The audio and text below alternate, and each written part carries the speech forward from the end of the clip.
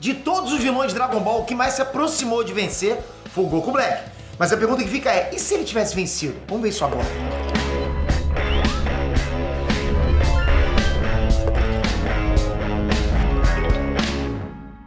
Inet Nantes, Peter aqui, e hoje às 8 da noite tem nossa live aqui no Inet sobre todos os lançamentos nerdistas de 2024 e sobre Imagine Land 2024. Você não pode perder. E convido vocês também a entrarem na nossa comunidade do WhatsApp do Imagine Land 2024. O que vai rolar lá, Peter? Lá a gente vai se comunicar, a gente vai fazer enquetes onde vocês vão poder dizer pra gente o que vocês gostariam que tivesse no evento também. Vocês vão ter vídeos dos talents que vão chegar lá, das celebridades, vai ser bacana demais. E a gente vai sortear ingressos Legend, ingressos normais pro Imagine Land. O que é isso, Peter? O que é um Legend? Se você for sorteado e pegar um Legend, simplesmente você vai tirar foto com todas as celebridades, você vai estar com eles pessoalmente, você vai pra lá e pra cá com a galera, é surreal. E a gente vai sortear também os ingressos normais, vários ingressos normais pra vocês pegarem todos os dias dentro do Imagine Land. Vem pra comunidade pra você ficar por dentro de tudo que vai acontecer no Imagine Land.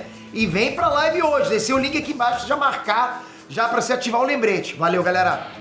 Sabe o que todos os vilões de Dragon Ball têm em comum? Exatamente, todos perderam. Quer dizer, todos exceto um, Goku Black. Ah, fez nada a ver, o Zeno apagou ele, então ele perdeu. Tá, ele pode ter sido apagado, mas o objetivo dele era livrar o universo de todos os humanos.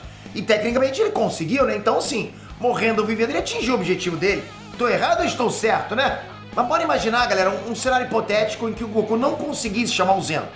O que teria acontecido se o Zamasu tivesse derrotado o Goku e Vegeta? É o que a gente vai ver agora. Então assim, pra esse vídeo fazer sentido, né, a gente chegar a uma conclusão sobre como seria se o Goku Black tivesse vencido, eu acho que o mais justo a se fazer é descobrir qual foi o objetivo que levou o Zamasu a roubar o corpo do Goku. Tanto no mangá quanto no anime, o Zamasu sempre demonstrou extremo desprezo pelos humanos.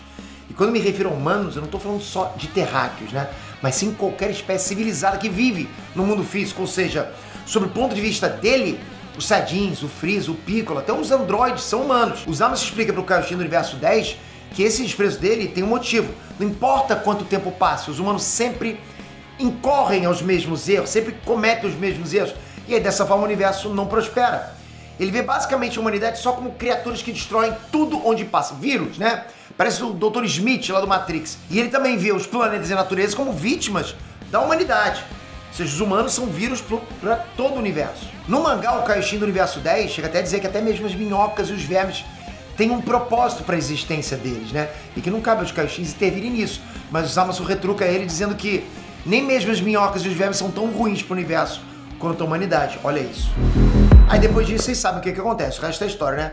O Zamasu usa a super esfera do dragão, rouba o corpo do Goku, se encontra com o Zamasu da linha temporal do Mirai Trunks, toca o terror naquela linha do tempo e executa o plano Zero Humanos. Mas por tudo que o Zamasu falou, pra mim fica claro que o objetivo dele era sair desse estado passivo que os Kaioshins possuem para agir diretamente, ou seja, os Kaioshins têm a função de observar, ser vigia, né? Mas o Zamasu estava insatisfeito com isso. Então o que ele queria mesmo era deixar de só observar e passar a agir diretamente, como se ele estivesse, digamos, microgerenciando o universo. Ele queria isso, poder. Então é de supor que se o Zamasu tivesse realmente vencido, isso aconteceria num cenário em que todos os humanos do universo morreram, além dos Kaioshins e dos deuses da destruição. E é esse cenário que teria para ele governar. O Zamasu já deixou claro o quanto ele odeia a humanidade, mas ele nunca demonstrou esse tipo de desprezo à flora, à fauna. Então a gente consegue imaginar duas coisas. A primeira é que se ele quer microgerenciar cada um dos universos, ele com certeza mandaria um clone para cada um dos 12 universos para tomar conta de lá.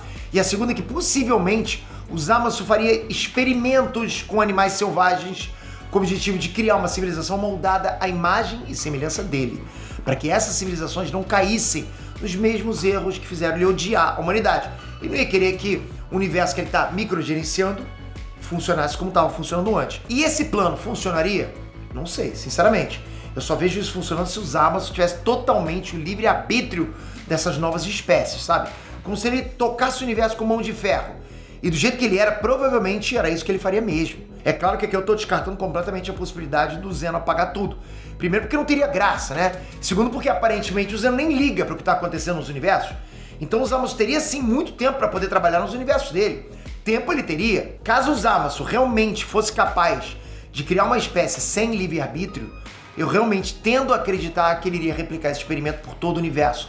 com o objetivo de criar o universo inteiro, a imagem e semelhança dele, como eu falei. E provavelmente com o Anel do Tempo ele tentaria levar essa realidade para outras linhas do tempo, né? Até que ele fosse finalmente parado por algum deus da destruição ou pelo próprio Zeno. E vale ainda ressaltar, galera, que o Zama só fez o que ele fez porque o Kaioshin do Universo 10 falou com ele que no passado, um humano do próprio Universo 10 criou uma máquina do tempo e ele criou a primeira ramificação que deu origem às linhas do tempo. E que o Zamasu chegou até a comentar que ele possuía essa máquina.